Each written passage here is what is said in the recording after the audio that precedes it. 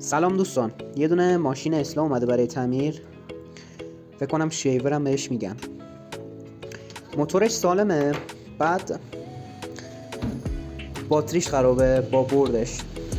ما چک کردیم دیدیم ارزش تعمیر نداره. حالا به سفارش مشتری عزیزمون میخوایم اینو کاری کنیم با برق مستقیم کار کنه.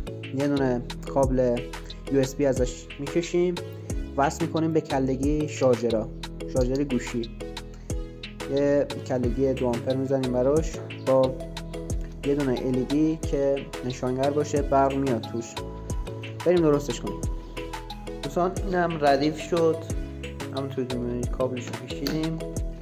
میخوایم سرش USB وصل کنیم، بزنیم به کلگی، بریم اینو درستش کنیم، تحویل بدیم به مشتری. مرسی.